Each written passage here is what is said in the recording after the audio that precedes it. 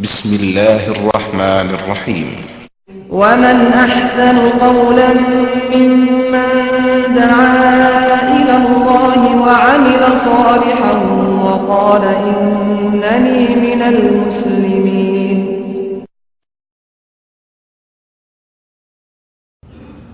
إن الحمد لله نحمده ونستعينه ونستغفره ونعوذ بالله من شرور أنفسنا ومن سيئات أعمالنا من يهده الله فلا مضل له ومن يضلل فلا هادي له وأشهد أن لا إله إلا الله وحده لا شريك له وأشهد أن محمدا عبده ورسوله. أما بعد فأعوذ بالله السميع العليم من الشيطان الرجيم. تتجافى جنوبهم عن المضاجع يدعون ربهم خوفا وطمعا ومما رزقناهم ينفقون فلا تعلم نفس ما أخفي لهم من قرة أعين جزاء بما كانوا يعملون. رمضان المبارک کا آخری عشرہ کل داخل ہو رہا ہے بإذن اللہ. جیسا کہ آپ کے علم میں ہے کہ آج 19واں روزہ ہے اور اللہ رب العزت نے سورۃ البقرہ میں جو ارشاد فرمایا ہے ایام معدودات کہ یہ گنتی کے دن ہیں، اس کا اندازہ آپ کو ہو ہی گیا ہوگا اور ہر سال ہوتا ہے. بلکہ میں سمجھتا ہوں کہ ہمیں ہر مہینے اس کا اندازہ ہو جاتا ہے کہ مہینہ پلک جھپکنے میں گزر جاتا ہے. اسی طرح ہماری زندگیاں بھی نہیں معلوم کب ختم ہو جائیں گی. انسان سینکڑوں برسوں کا سامان کر کے بیٹھا ہوا ہے لیکن پل کی خبر نہیں کہ تھوڑی دیر کے بعد کیا ہونے والا ہے. جس طرح یہ مہینہ اور جس طرح اس کے پہلے 2 عشرے نکل گئے ہیں، یہ آخری عشرہ بھی اس سے جلدی نکلنے والا ہے. 2 عشرے اور یہ تیسرا. 20 دن گزرتے دیر میں لگی لیکن اللہ رب العزت نے ہمارے لیے اس آخری عشرہ میں ایک ایسی نعمت رکھی ہوئی ہے کہ اگر کسی سے پہلے 20 دنوں میں کوئی کمی کوتاہی ہو گئی ہے تو وہ کمی پوری کرے. کچھ لوگ ہیں جو آج تک بھی قرآن کریم کو نہیں کھول سکے، عرصے سے بند کر کے رکھا ہوا ہے، بند پڑا ہے.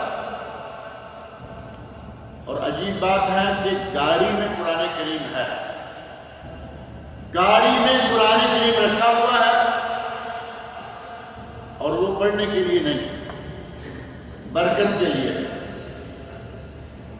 گویا کہ قرآن کریم کے وجود کو صرف گاڑی میں رکھ دینا اپنے لیے برکت سمجھتے ہیں، پڑھنا گوارا نہیں کرتے. اور ایسے آپ کو بہت سارے لوگ ملیں گے. اور بعض علماء نے کہا کہ اگر قرآن کریم کو گاڑی میں اس نیت سے رکھے کہ کسی ساتھ والی سواری کا پڑھنے کو جی چاہے گا لے کے پڑھ لے گا، سواری لیڈیز ہو جینٹس ہو، کبھی مجھے کہیں رکنا پڑے گا کھول کے پڑھ لوں گا. قرآن کریم برکت ہے، گاڑی میں ہو گھر میں ہو چاہے جہاں بھی. لیکن اگر نیت یہ ہے کہ یہ میری گاڑی میں پڑا رہے گا، میرے گھر میں پڑا رہے گا، میری دکان میں پڑا رہے گا تو مجھے برکتیں حاصل ہوں گی، ایسے برکتیں نہیں ملیں. قرآن کریم مقدس، قرآن کریم بابرکت، لیکن نیت سے تعلق رکھتی ہے بات. اگر دل میں صرف یہ ہے کہ اس کو چوم لوں گا چاٹ لوں گا، کوئی اجر و ثواب نہیں ہوگا. جب اس کے احکام پہ عمل نہیں ہوگا تو چومنے چاٹنے سے کیا ہوگا. جو لوگ آج تک بھی قرآن کو نہیں کھول پائے، اب ان کے لیے آخری عشرہ شروع ہونے والا ہے، کم از کم اب ہی کھول لیں. جو کمیاں پچھلے 20 دنوں میں رہ گئی ہیں ان کمیوں کو نکالنے کا موقع آ گیا. عشرہ اخیر انتہائی برکتوں والا. شیخ الاسلام امام ابن تیمیہ رحمۃ اللہ علیہ نے ایک بات لکھی ہے جو انتہائی حکیمانہ ہے۔ وہ کہتے ہیں کہ ماہ ذو الحج کے پہلے 10 دن افضل ہیں، کیونکہ ان میں یوم ترویہ، ان میں یوم عرفہ، ان میں یوم عید، یوم حج الاکبر، ان میں قربانیاں، ان میں صدقات، ان میں طواف، ان میں سعی، ان میں بہت کچھ ہے۔ وہ 10 دن افضل ہیں، لیکن رمضان کی یہ 10 راتیں افضل ہیں۔ رمضان کی یہ 10 راتیں ان 10 دنوں سے بھی افضل ہیں۔ کیوں؟ کیونکہ ان 10 راتوں میں ایک رات وہ ہے کہ اگر اس کی عبادت کر لیں تو خیر من 1000 شہر۔ اللہ رب العزت نے فرمایا ہے کہ ہم نے اس رات کو 1000 مہینے سے بہتر بنایا۔ انا انزلناہ فی لیلۃ القدر وما ادراک ما لیلۃ القدر لیلۃ القدر خیر من 1000 شہر تنزل الملائکۃ والروح فیہا بإذن ربہم من کل امر سلام ہی حتی مطلع الفجر۔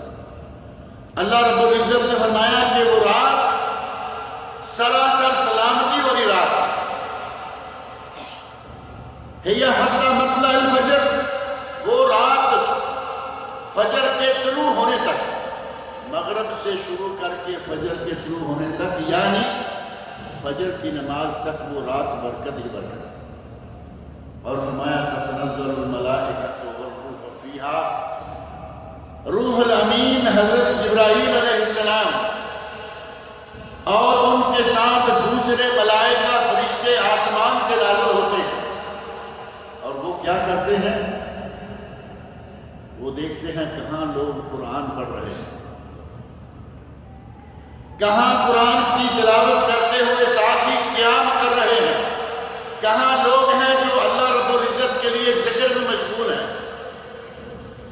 مختلف قسم کے حلقوں میں وہ فرشتے ساری دنیا کے مسلمانوں کے پاس پہنچ جاتے ہیں۔ کتنا مبارک ہو وہ جلسہ، کتنی مبارک ہو وہ مجلس، اور کتنا مبارک ہے وہ مقام جہاں اللہ کے فرشتے نازل ہو جائیں، آسمان سے نازل ہو، مسجد میں آ جائیں کہ ہم دیکھیں یہاں کیا ہو رہا ہے۔ مسجد کو اللہ رب العزت برکات سے بھر دیتا ہے۔ وہ رات اب آپ کے بالکل قریب آ گئی ہے، جس رات کو اللہ رب العزت نے فرمایا کہ یہ 1000 مہینے سے بھی بہتر ہے، اور اسی رات کی تلاش کے لیے لوگ نبی اکرم صلی اللہ علیہ وسلم، خلفائے راشدین، آپ کی ازواج مطہرات اور دیگر صحابہ رضی اللہ عنہم، وہ سارے کے سارے لوگ اسی رات کی تلاش کے لیے اعتکاف کرتے آتے ہیں۔ کل سے اعتکاف شروع ہوگا نا، کل 20واں روزہ مکمل ہوگا، اور رات کون سی شروع ہو جائے گی؟ 21۔ اور نبی صلی اللہ علیہ وسلم نے فرمایا کہ مجھے وہ رات دکھائی دی، اُرِیدُ لیلۃ القدر، مجھے اللہ نے وہ رات دکھائی اور مجھے بتایا کہ یہ رات کون سی ہے، اور پھر وہ نبی اکرم صلی اللہ علیہ وسلم کے دماغ مبارک سے رات محو کر دی گئی، دکھائی گئی اور بلا دی گئی۔ اور بلانے کا سبب جو کیا ہے وہ ہر سال آپ سنتے ہیں، ابھی یاد ہوگا، نبی صلی اللہ علیہ وسلم کو اللہ نے وہ رات بتائی کہ یہ رات لیلۃ القدر ہے۔ آپ رات کو لوگوں تک پہنچانے کے لیے، اس رات کی تحدید بتانے کے لیے گھر سے باہر تشریف لا رہے ہیں، آگے دیکھا کہ 2 صحابی جھگڑ رہے ہیں۔ جھگڑے کی نحوست کا اندازہ کر لیں کہ کتنی بری چیز ہے۔ نبی صلی اللہ علیہ وسلم ہمیں اس رات کا پتہ دے دیتے، صحابہ کرام کو اطلاع کر دیتے کہ یہ پورے رمضان کی راتوں میں سے کون سی رات ہے۔ جھگڑا چھڑاتے چھڑاتے، اس کو ہٹاؤ، اس کو ہٹاؤ، اس کو منع کرو، اس کو منع کرو، دماغ مبارک سے وہ رات کی تحدید نکل گئی۔ مسلمانوں کا نقصان ہوا یا نہیں؟ قیامت تک کے لیے آنے والے مسلمانوں کا شدید نقصان ہوا اگر یہ طے ہو جاتا کہ یہ رات فلاں ہے، تو یقیناً ہم اس رات کو تو پا ہی لیا کرتے، کیونکہ ایک ہی تو رات ہے، اور ہمیں 5 میں آ کے پھر پریشانی ہو گئی کہ 5 میں سے 5 راتیں جاگیں گے تو ایک ملے گی۔ اللہ رب العزت نے 50 نمازیں فرض کی، ہم تو وہی ہیں نا۔ ہمارے بارے میں موسیٰ علیہ السلام ہمارے نبی صلی اللہ علیہ وسلم کو بتا چکے ہیں، 5 کے عدد کو بھی موسیٰ علیہ السلام نے ہمارے لیے بھاری سمجھا۔ معراج کے واقعہ میں تفصیل موجود ہے، 50 نمازیں فرض کی گئیں۔ موسیٰ علیہ السلام کو پتہ چلا تو کہا کہ میں تم سے پہلے میں آیا ہوں، مجھے معلوم ہے کہ یہ لوگ 50 نمازیں نہیں پڑھیں گے۔ بڑا اچھا مشورہ دیا، 40 ہو گئی، 30 رہ گئی، 20 ہو گئی، 10 رہ گئی، کہا نہیں ابھی بھی زیادہ ہیں۔ اللہ رب العزت سے درخواست کی، اللہ رب العزت نے کہا میرے نبی جاؤ اپنی امت کو کہو 5 نمازیں پڑھ لیں، میں 50 کا ثواب دیا ہے۔ بہت اچھا ہو گیا۔ موسیٰ علیہ السلام کے پاس آئے تو موسیٰ علیہ السلام کہتے ہیں ابھی بھی نہیں، ایک چکر اور لگاؤ، یہ 5 بھی نہیں پڑھا کریں۔ اور آپ دیکھ رہے ہیں کہ واقعی یہ 5 بھی نہیں پڑھتے۔ اس خبر کے لوگوں کا آپ اندازہ کر لیں کتنے ہیں اور مسجدوں میں کتنے ہوتے ہیں، پتہ چل جائے گا کہ کون نماز پڑھتا ہے۔ مسلمان ہیں، برائے نام مسلمان، نام کے بھی مسلمان، والدین مسلمان، گھر مسلمانوں کا، ملک مسلمانوں کا، آبائی مسلمان، باپ دادا سے مسلمان رہے ہیں، نماز میں 5 کا عدد وہاں موسیٰ علیہ السلام نے ہمارے لیے بھاری سمجھا، اور نبی صلی اللہ علیہ وسلم کو اللہ رب العزت نے ایک رات طے کر کے بتائی، ہماری جان چھوٹ جاتی ایک رات میں ہی کام ہو جائے، لیکن ہماری فطرت موسیٰ علیہ السلام کب سے بتا چکے ہیں۔ نبی اکرم صلی اللہ علیہ وسلم نے ارشاد فرمایا کہ میں تمہیں اس رات کا پتہ دینے آیا تھا، اس جگہ میں وہ میرے ذہن سے نکل گئی ہے، لیکن من اراد ان یتحراھا فلیتحراھا فی العشر الاواخر، جو آدمی لیلۃ القدر کو پانا چاہے وہ 30 راتوں میں نہیں، وہ صرف آخری عشرہ میں ان راتوں میں سے ایک رات کو تلاش کرے، آخری عشرہ 10 دنوں میں سے۔ اور پھر نبی صلی اللہ علیہ وسلم نے پوری تاکید اور پورے یقین کے ساتھ فرما دیا کہ آخری عشرہ کی بھی طاق راتوں، الاوتار، وتر، اور وہ طاق راتیں معلوم ہے 5، 21، 23، 25، 27 اور 29، ان 5 راتوں میں سے ایک رات ہو۔ مختلف لوگوں نے نبی اکرم صلی اللہ علیہ وسلم کی موجودگی میں اپنے اپنے خواب کا ذکر کیا اور کہا کہ ہم نے لیلۃ القدر دیکھی ہے 27ویں۔ دوسرے نے کہا یا رسول اللہ ہم نے دیکھا ہے کہ لیلۃ القدر 27ویں۔ تیسرے نے کہا 27ویں۔ نبی صلی اللہ علیہ وسلم نے ارشاد فرمایا کہ اس 27 پر بہت ساری آراء جمع ہو رہی ہیں، لہذا سب سے متأکد ترین، سب سے زیادہ یقینی عدد ہے 27 کا، لیکن ایک پر تکیہ کر کے نہیں بیٹھ سکتے، کیونکہ نبی اکرم صلی اللہ علیہ وسلم نے یہ نہیں فرمایا کہ ہاں 27 ہی ہے، ہمارے یہاں پر باتوں میں 27 ہی پڑتی ہے نا۔ آخری عشرہ کے داخل ہونے کے بعد بھی ہم اپنی روٹین پہ رہتے ہیں، 27ویں آئی، کپڑے دھلے ہوئے، رات کو کھانے بہت اچھے، تراویح میں بڑے شوق کے ساتھ، جو پچھلے مہینے میں نہیں بھی گیا وہ بھی آج مسجد میں موجود ہے اور کہتے ہیں کہ آج چونکہ 27ویں ہے ستیویں کہتے ہیں نا، ہمارے پنجاب کے علاقے میں سارے میں ستیویں، اور باقی علاقوں میں ظاہر انڈیا میں اور پاکستان کے دیگر علاقوں میں 27ویں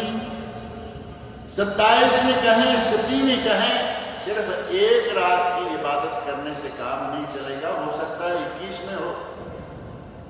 نبی صلی اللہ علیہ وسلم نے 5 راتوں کا، 27 کا یقیناً احتمال بہت زیادہ ہے، اور اس کے لیے علماء کرام، مفسرین کرام نے قرآن کریم کی اس سورت کے الفاظ کو گنا۔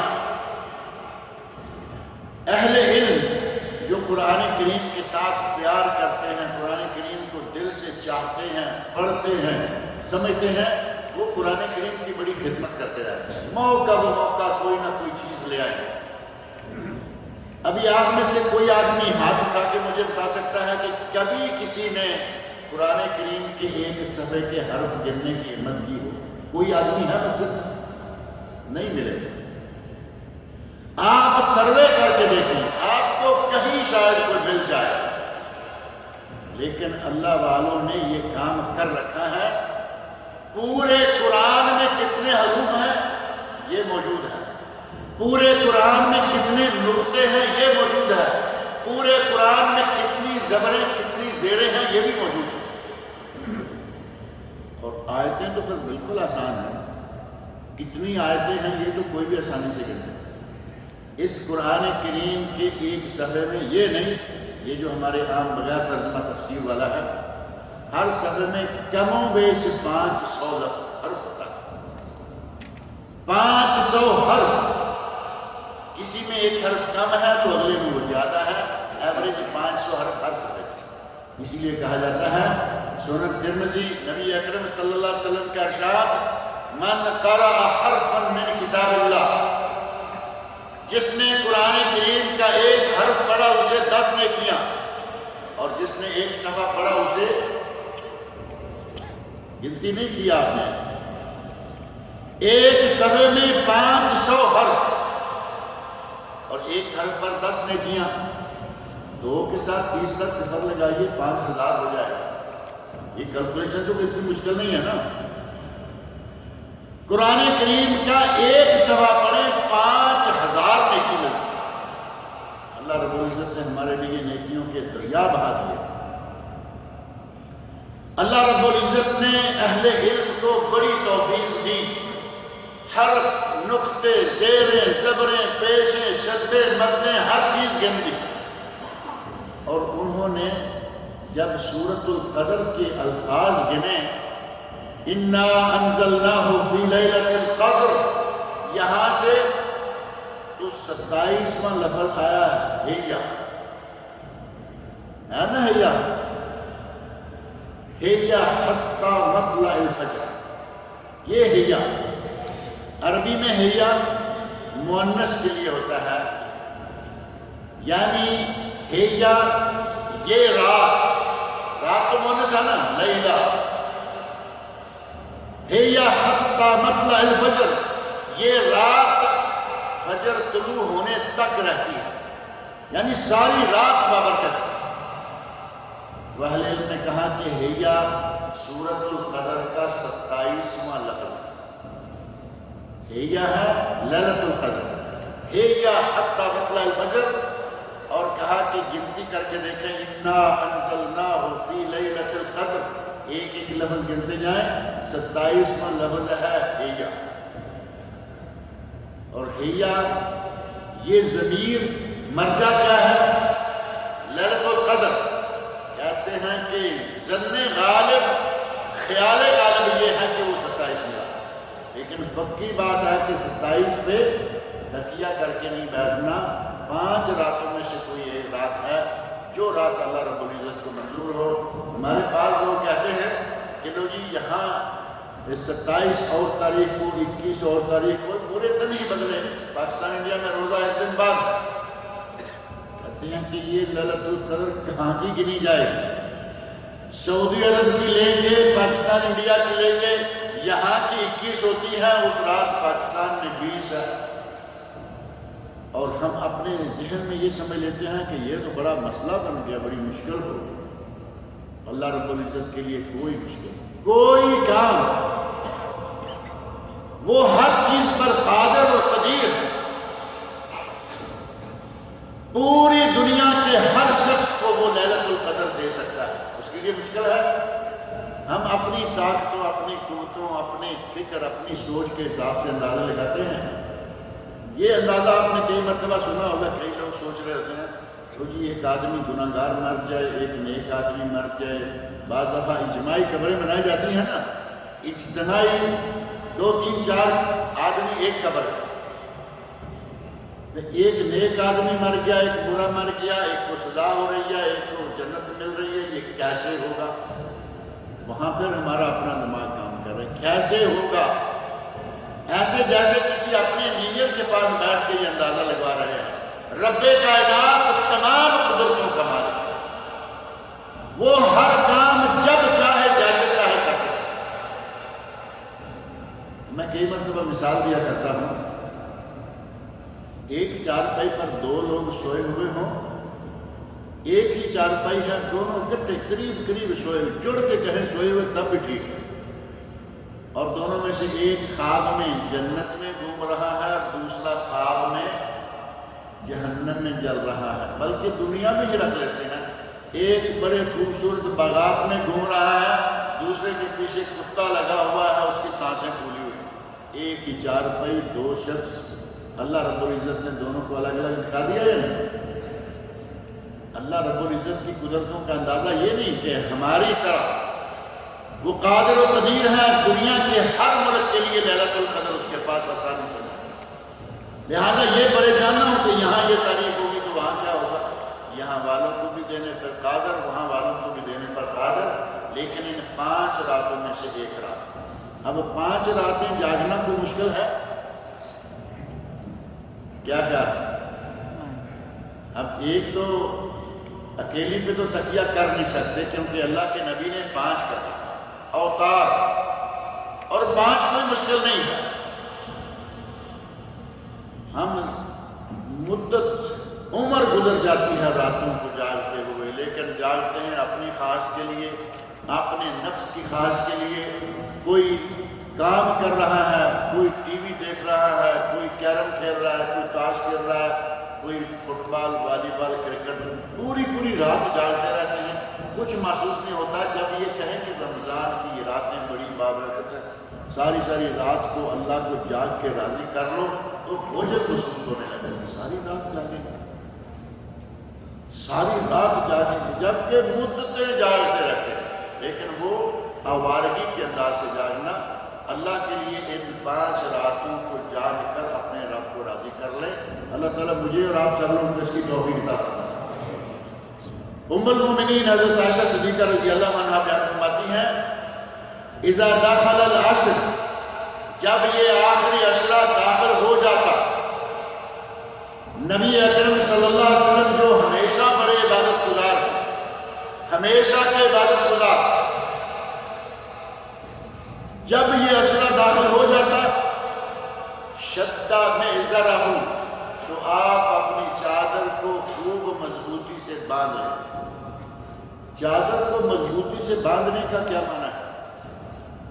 کوئی کام کرنے لگیں، جو چادر والے لوگ ہیں، خاص طور پر تہمت والے، ان کو معلوم ہے کہ وہ تہمت کو ایک مرتبہ کام شروع کرنے سے پہلے کوشش کرتے ہیں کہ نئے سرے سے مضبوط کھینچ کے گان وغیرہ لگا لیں۔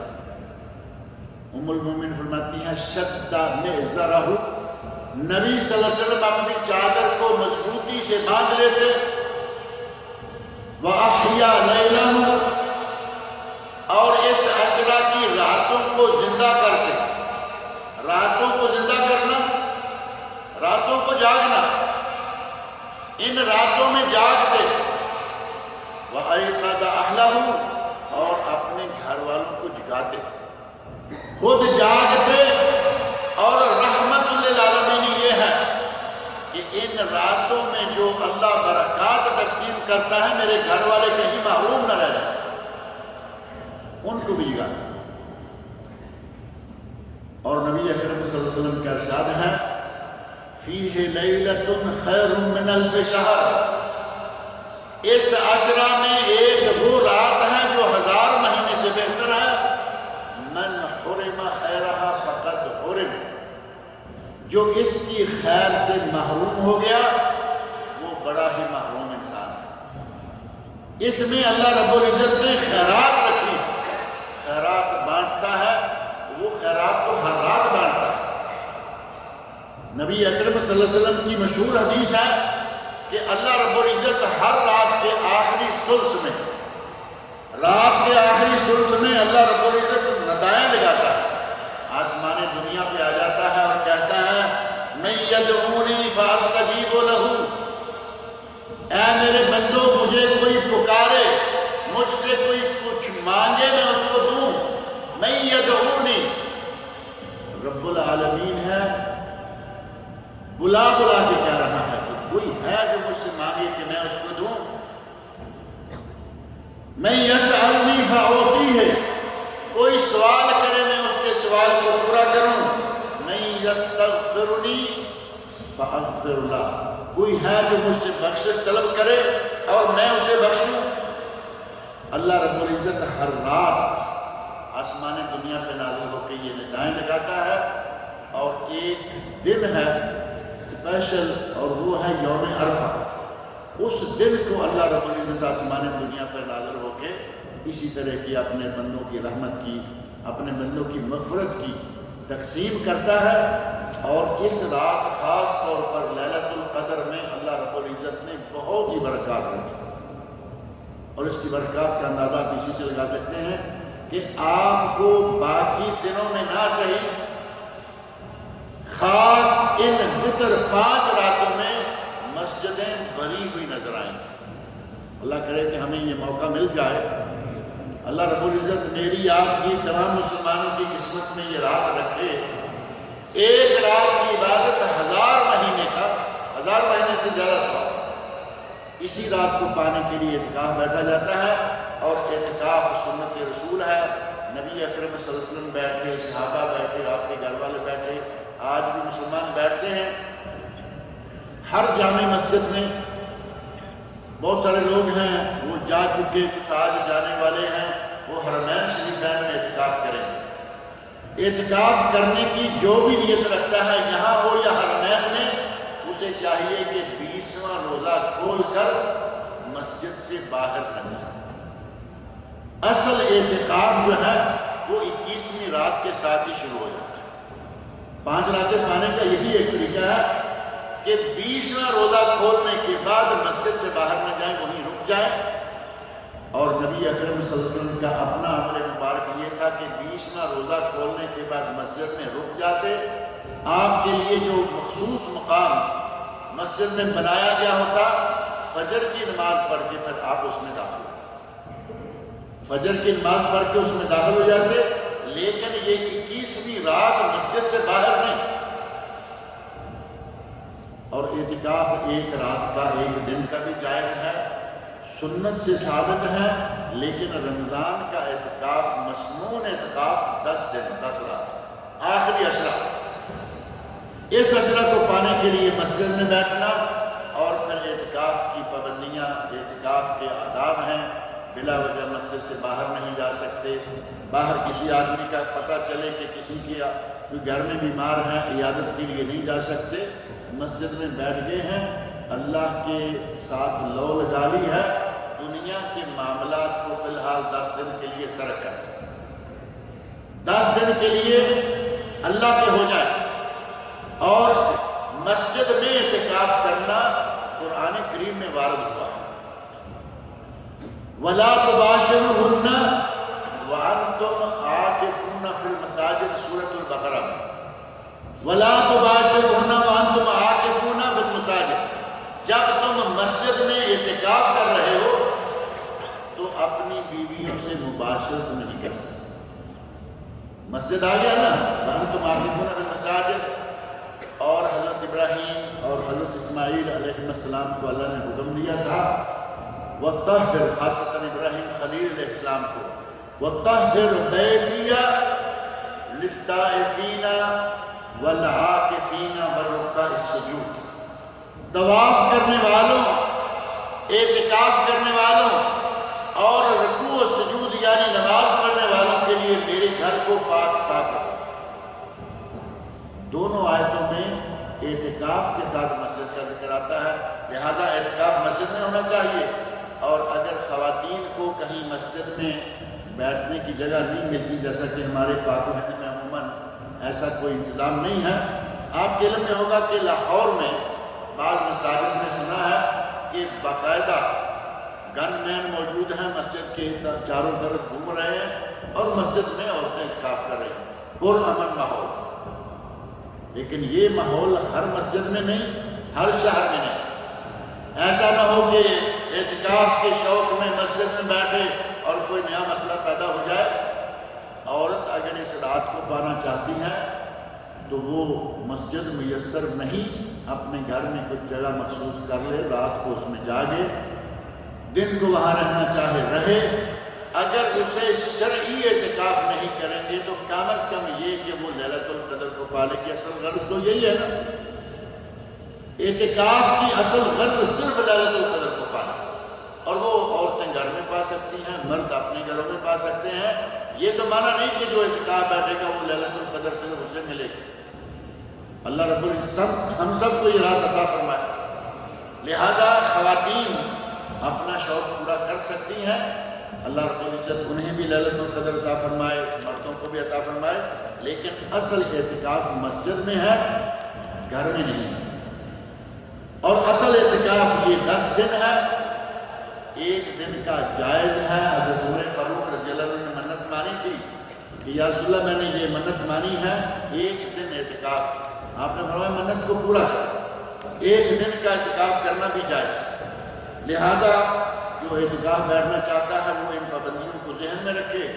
حاجت انسان قول و براز کے لیے مسجد میں انتظام نہیں، اپنا گھر قریب ہے وہاں جائے۔ دیہات میں لوگ پورے کھیتوں میں چلے جاتے ہیں، کوئی عرض نہیں، لیکن بلا وجہ گھر بھاگا جائے کہ مجھے یاد آ گیا، مجھے یہ ہو گیا وہ۔ اور آج کل تو الحمدللہ بڑی آسانیاں ہو گئی ہیں، اعتکاف کرنے والوں کی جیب میں موبائل ہوتا ہے، کوئی چیز یاد آ جائے موبائل سے کال کر دیں۔ لیکن اب یہ بھی نہیں کہ موبائل اوپر چارجر بھی مسجد میں موجود ہیں، چارجنگ پہ لگا ہوا ہے اور موبائل کو روکنے کا نام نہیں لے رہے۔ یہ نہیں، مسجد میں موبائل سے کھیلنے کا وقت نہیں ہے۔ یہاں قرآن کریم پڑھیں، نوافل پڑھیں، تلاوت کریں، اور بوقت مجبوری موبائل کو استعمال کر لیں، کوئی بات نہیں۔ آتے ہوئے گھر والوں کو باقاعدہ اطلاع کر کے آئیں، اپنے دوست و احباب کو اطلاع ہو کہ میں اعتکاف میں ہوں، میرے ساتھ مختلف قسم کے معاملات جو ہیں وہ ڈسکس نہ کیے جائیں۔ یہ ساری چیزیں اعتکاف سے تعلق رکھتی ہیں۔ اللہ رب العزت سے دعا ہے کہ وہ مجھے اور آپ سب لوگوں کو اس رات کو پانے کی توفیق عطا فرمائے۔ نبی اکرم صلی اللہ علیہ وسلم اس رات کا بہت خاص اہتمام فرمایا کرتے تھے، حتیٰ کہ ام المؤمنین عائشہ رضی اللہ عنہا نے دیکھا کہ نبی صلی اللہ علیہ وسلم راتوں کو اتنا لمبا قیام کرتے ہیں کہ آپ کے پاؤں سوج جاتے ہیں، اور صرف سوج نہیں جاتے بلکہ اوپر خون کے ریشے نظر آنے لگتے ہیں۔ تو حضرت عائشہ فرماتی ہیں یا رسول اللہ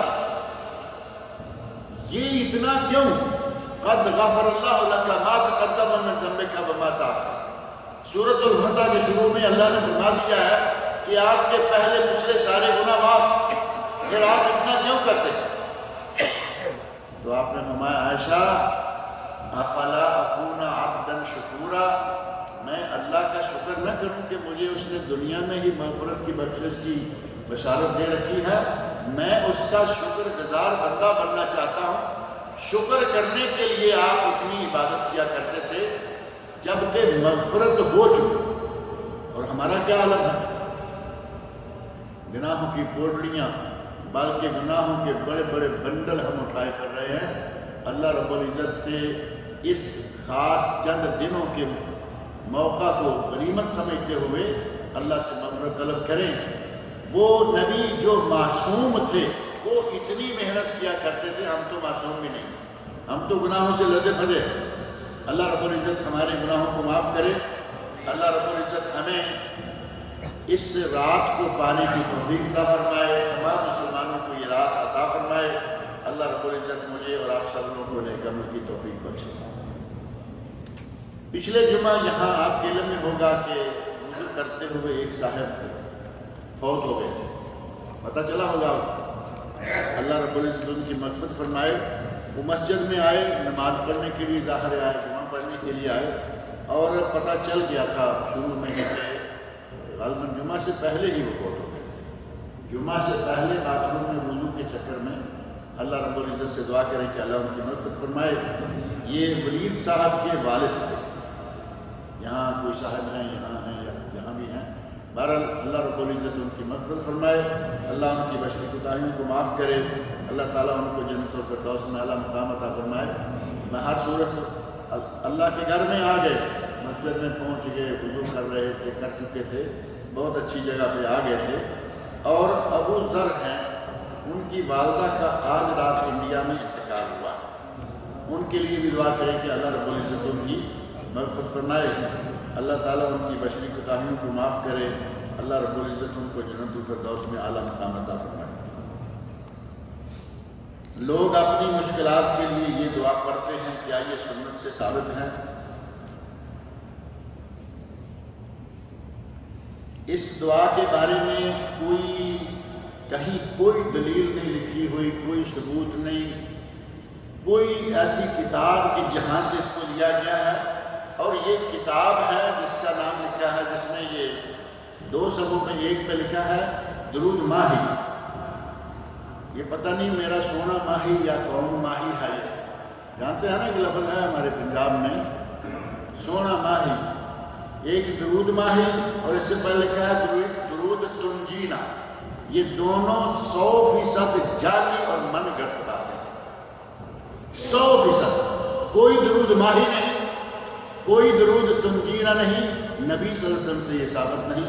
اب یہ دعا شاید انہی میں سے کوئی ایک ہوگی، اس کا نام یہاں سامنے نظر نہیں آ رہا۔ اس قسم کی جعلی اور من گھڑت دعاؤں سے بہتر ہے 2 ریال کی کتاب یہاں ملتی ہے آپ کے اردو میں، حسن المسلم، دنیا کی ہر زبان میں وہ ترجمہ میں مل رہی ہے۔ 2 ریال خرچ کریں، زیادہ نہیں۔ قرآن و سنت کی ثابت شدہ دعائیں جس کے بارے میں کوئی شک و شبہ نہیں ہے۔ آپ کو مشکلات دور کرنے کے لیے نبی صلی اللہ علیہ وسلم کی بتائی ہوئی دعا لینی ہے یا کسی مولوی کا گھڑا ہوا مسئلہ لینا ہے؟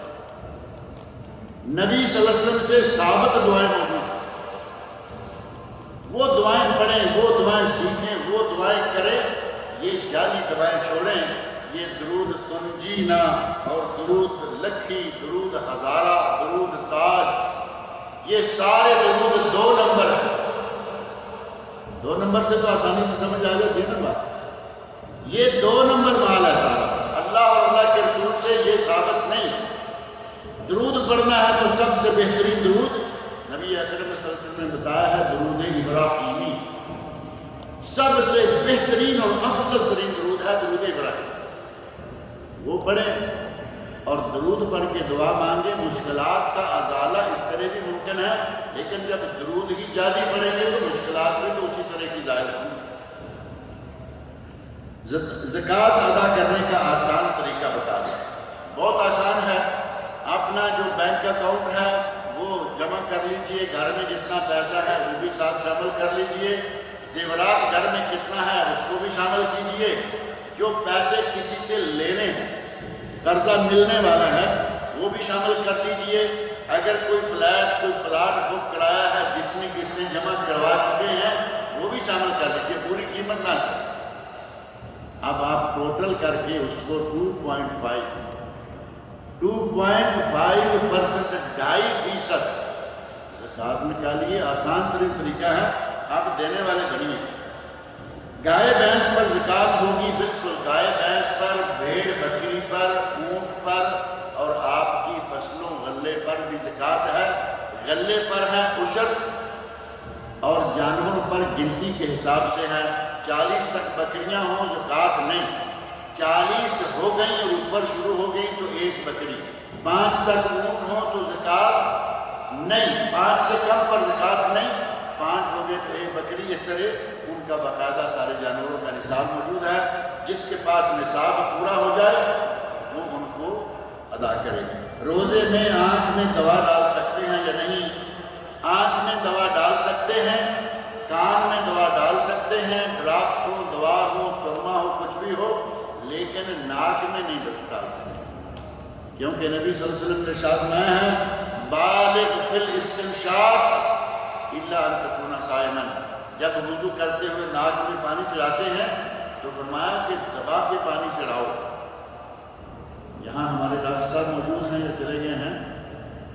ڈاکٹروں کو معلوم ہے کہ ناک میں پانی چڑھانا بہت ساری بیماریوں کا علاج ہے، اور نبی اکرم صلی اللہ علیہ وسلم ہیں بالغ فی الاستنشاق، ناک میں پانی چڑھانے میں مبالغہ کرو، یعنی پانی ایسے کئی لوگوں کو میں نے دیکھا ایسے جیسے ناک کو چھوا ہے صرف کہ کہیں پانی اندر، نبی فرماتے ہیں اندر تک پانی کو پہنچاؤ، بلکہ اوپر کھینچو، پانی اوپر کھینچو جہاں تک کھینچ سکتے ہو، الا ان تکون صائما، سوائے اس کے کہ روزہ نہ ہو۔ روزے کی حالت میں بالغ نہیں، روزے کی حالت میں وہ کرو جو ہمارے یہاں عام طور پر لوگ کر رہے ہوتے ہیں، تاکہ پانی کہیں گلے میں نہ چلا جائے۔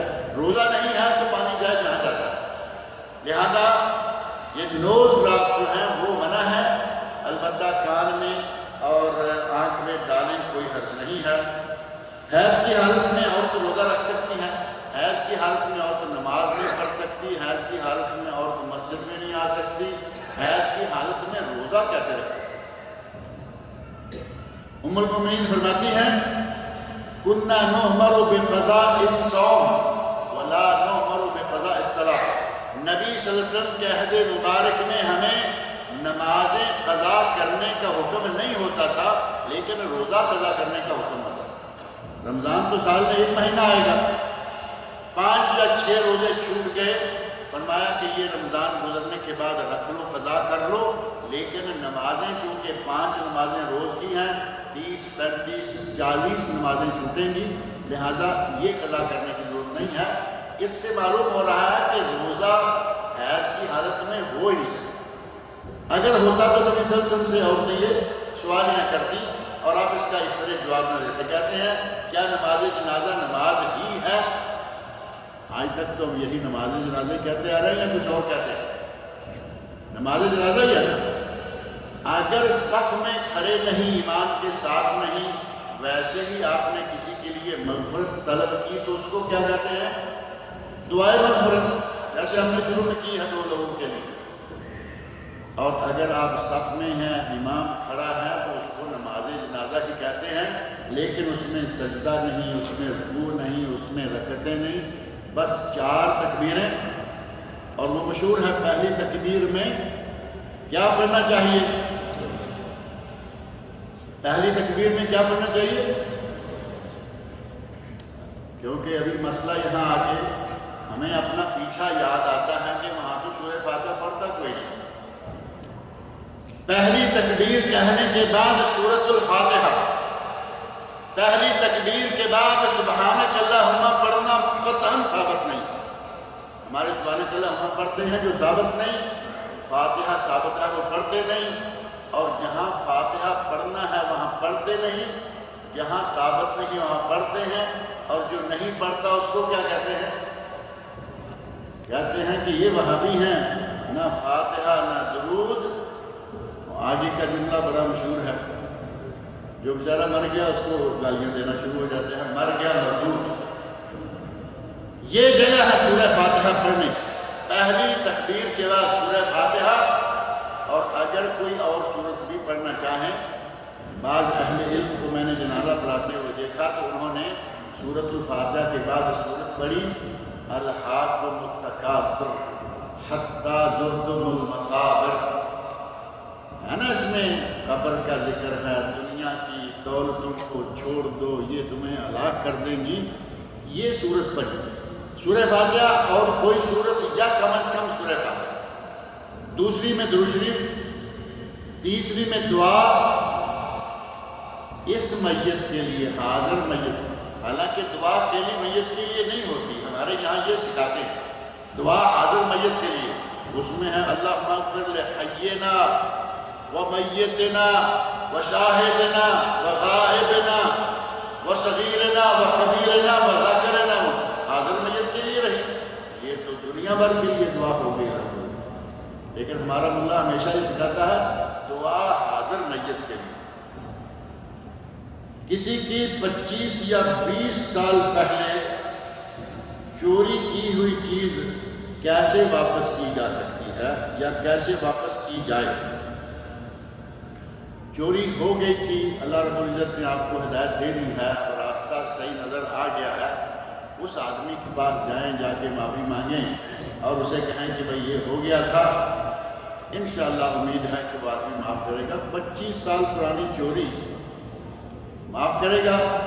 اب خطرہ یہ بھی ہے کہ اگر کوئی ایسا ویسا آدمی ہے تو وہ اٹھا کے کہیں آگے گورنمنٹ کا مہمان بنا دے۔ اب اس خطرے سے ڈرتے ہوئے آپ جو کوئی بہتر تدبیر سمجھتے ہیں وہ کریں، وہ مال مالک کو پہنچنا چاہیے، اس کو علم ہو یا نہ۔ اگر آپ سمجھتے ہیں، آپ یقین جانیں ابھی اسی ہفتے کے دوران مجھے ایک صاحب نے ٹیلی فون پہ پوچھا، کہا کہ اسی طرح کوئی بہت عرصہ پہلے میں نے کچھ چوری کی، اپنے دادا کو چوری کی، اور اب مجھے ہوش آیا کہ میں نے تو ظاہر جب اللہ تعالیٰ توفیق دے بات سمجھ میں آ گئی کہ مجھ سے غلطی ہوئی ہے، وہ کہتے ہیں کہ میں اب کیا کروں؟ میں نے کہا وہ تو آپ کے دادا ابو ہیں، وہ آپ کو کہاں جیل میں لے کے جائیں گے اور اپنے پوتے کو کہاں جیل میں پھنسائیں گے؟ میں نے کہا ان سے معافی مانگیں اور انہیں کہیں کہ ہم سے کبھی غلطی ہوئی، ہم نے اب ہم دینے کے لیے بھی تیار ہیں۔ تو کہا کہ میں تو اب ان کی کفالت بھی میں ہی کر رہا ہوں، یعنی مجھ پر ہی ان کا انحصار ہے۔ میں نے کہا اور بھی اچھا ہے، آسانی سے معاملہ حل ہو جائے گا۔ چند دن کے بعد انہوں نے دوبارہ ٹیلی فون کر کے بشارت دی اور کہا کہ الحمدللہ دادا ابو راضی بھی ہو گئے ہیں اور وہ کوئی چیز لینے کے لیے بھی تیار نہیں۔ میں نے پیشکش کی کہ میں وہ جو لیا تھا وہ میں واپس کرنا چاہتا ہوں، انہوں نے کہا کہ مجھے وہ بھی نہیں چاہیے اور میں نے تمہیں معاف بھی کیا۔ اگر تو کچھ اس سے ملتا جلتا معاملہ ہے تو معافی تلافی کر لیں، اور اگر اس سے ملتا جلتا نہیں ہے، دوسرا خطرہ زیادہ ہے، تو پھر بہتر یہ ہے کہ اس کا مال اس تک پہنچا دیں، کسی کے ہاتھ پہنچا دیں، کسی طریقے سے پہنچا دیں، وہ آپ کو اختیار ہے۔ اس سے زیادہ میں اور کیا طریقہ بتا سکتا ہوں؟ یہ بڑا عجیب سا سوال کسی نے کر دیا ہے۔ میں نے رات کسی سے سنا کہ کوئی قوالیوں والا آدمی مر گیا ہے، قوال کوئی صابری برادران کا کوئی پوتا لگتا ہے، بیٹا لگتا ہے، کیا ہے؟ تو یہاں سوال کسی نے کر دیا ہے کہ امجد صابری کے بارے میں بتائیں۔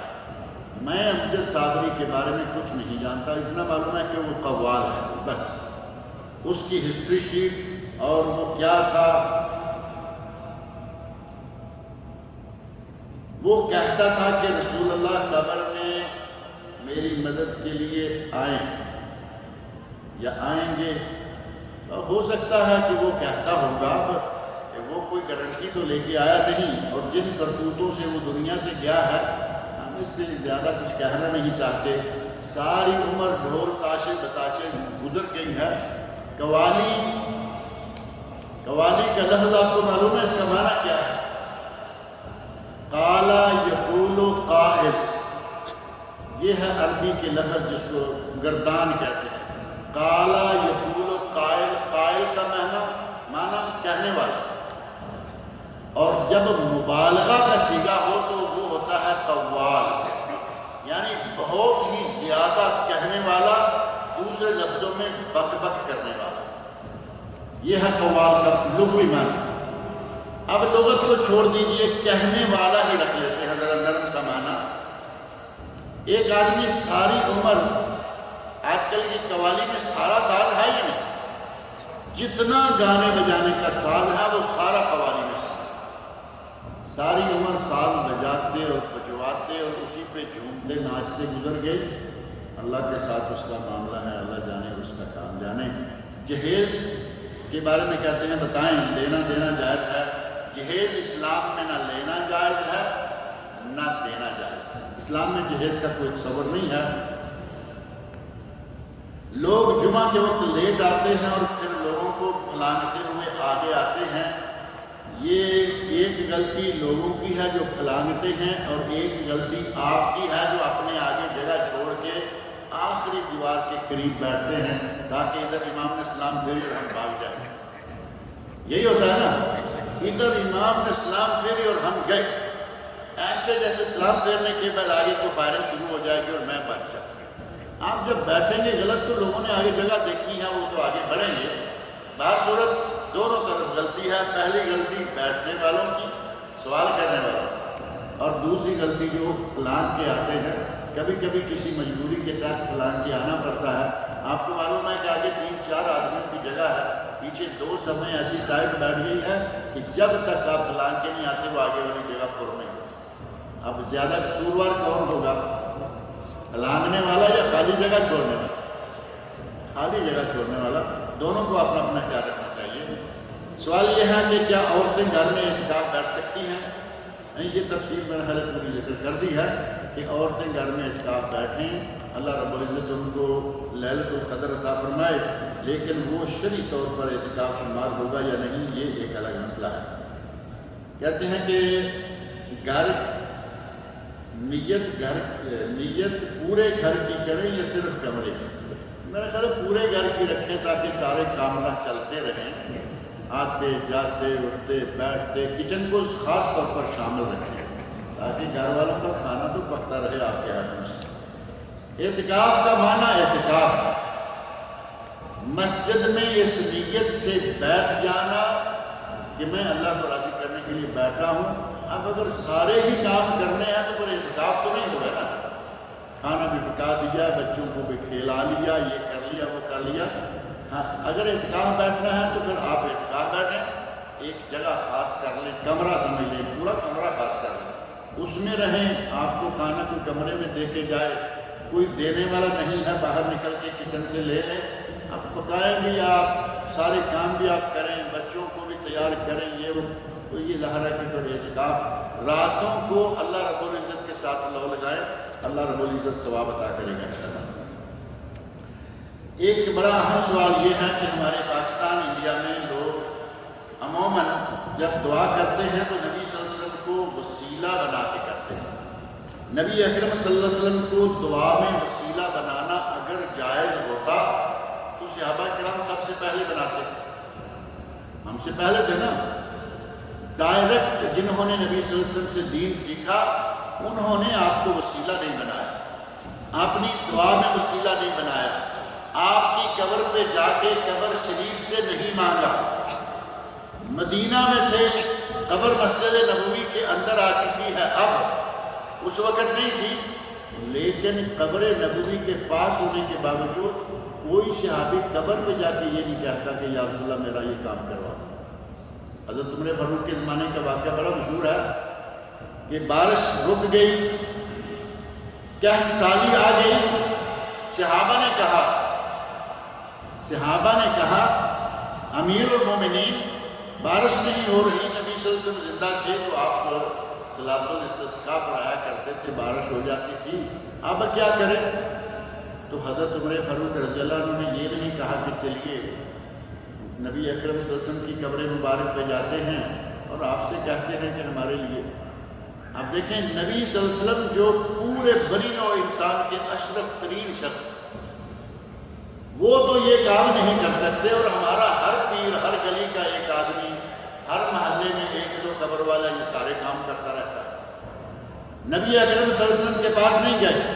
صحیح منہج صحابہ یہ نبی صلی اللہ علیہ وسلم کے چچا کے پاس ہے، عباس رضی اللہ عنہ، کہا کہ آپ نبی کے چچا ہیں، وہ زندہ تھے تو ہم ان کے پاس جاتے تھے، اب آپ ہمارے ساتھ چلیے، صلاۃ الاستسقاء پڑھائیے، دعا کیجیے اللہ سے کہ بارش ہو، اللہ رب العزت نے بارش نازل فرما دی۔ اللہ نے بارش نازل فرما دی۔ اب یہاں ہمارے لیے بہترین درس موجود ہے کہ اگر دعاؤں میں نبی صلی اللہ علیہ وسلم کا وسیلہ ڈالنا جائز ہوتا تو یہ بہترین موقع ہے۔ صحابہ کرام ڈالتے، جب صحابہ نے نہیں ڈالا تو اب ہمارے لیے وہ جائز کیسے ہو؟ ایک یہ لکھتے ہیں کہ جب آپ مسجد میں داخل ہوں تو سب کو سلام کریں، جبکہ کیا یہ ضروری ہے کہ جب آپ مسجد میں داخل ہوں تو سب کو سلام کریں؟ اس میں ممانت والی کون سی بات ہے کہ آپ مسجد میں آئے ہیں، مسجد میں داخل ہو کر کہیے السلام علیکم. جو نماز پڑھ رہا ہے اس کے لیے حکم ہے یا اسلام کا جواب دینے کا؟ اس کے لیے باقاعدہ حکم ہے کہ وہ اپنے ہاتھ سے اشارہ کرے. زبان سے کچھ نہ کہے، نماز پڑھتا رہے، ہاتھ سے اشارہ کر دے، گویا کہ اس کی طرف سے وعلیکم السلام ہو گیا. ایک آدمی قرآن کریم پڑھ رہا ہے، قرآن کریم پڑھتے پڑھتے اس کے کانوں میں آیا السلام علیکم، وہ کہے وعلیکم السلام، وہ قرآن کریم پڑھتا رہے. کوئی درمیان میں اس نے گناہ کیا ہے؟ وعلیکم السلام ورحمۃ اللہ وبرکاتہ، 30 نیکیاں یہ جمع ہو گئیں، اور پھر قرآن پڑھتا رہے. ہمارے یہاں بڑا عجیب رنگ دے دیا گیا اس مسئلے کو. ہمارے وہاں مولوی حضرات یہ کہہ رہے ہیں کہ کھانا کھانے والے کو سلام نہ کہو، وضو کرنے والے کو سلام نہ کہو، تلاوت کرنے والے کو سلام نہ کرو. پتہ نہیں کہاں کہاں سلام نہ کرو، یہ جا کے قبروں میں سلام کرو. سلام صرف وہیں کہو اور کہیں نہ کرو. کہیں بھی سلام کرنے کی ممانعت نہیں. جہاں بھی آپ جائیں دیکھیں آگے موجود ہیں، سلام کریں. کہتے ہیں کیا یہ ضروری ہے کہ آپ مسجد میں آئیں تو سب کو سلام کریں جبکہ کوئی نماز پڑھ رہا ہے، کوئی قرآن پڑھ رہا ہے یا اللہ کا ذکر کرنے میں؟ اب سبحان اللہ کہنے والے کو بھی رکاوٹ نظر آ رہی ہے وعلیکم السلام کہنے. کوئی اللہ کے ذکر میں مشغول ہوتا ہے، مسجد کے دروازے پر یا اندر آنے کی دعا ہے. یعنی ایسی صورت میں ہو سکتا ہے سننے والا اس کا جواب نہ دے سکے. سننے والا جواب دے یا نہ دے، ساری مسجد میں سے کسی ایک نے بھی وعلیکم السلام کہہ دیا تو سب کی ذمہ داری ادا ہوگی. یہ فرض کفایہ یا واجب کفایہ ہے. آپ اتنا گھبرائے نہیں، آپ کو پریشان لگتے ہیں کہ پتہ نہیں کوئی جواب دے سکے. جواب لوگ دیں گے. کوئی نماز کے دوران آپ کو جواب دے گا، کوئی تلاوت کے دوران جواب دے گا، کوئی بیٹھا ہوا ہے ذکر اذکار میں وہ جواب دے گا. جواب آپ کو انشاءاللہ آ جائے گا. سلام کرنے والے بنیں. اللہ رب العزت مجھے اور آپ سب لوگوں کو لے کے مسجد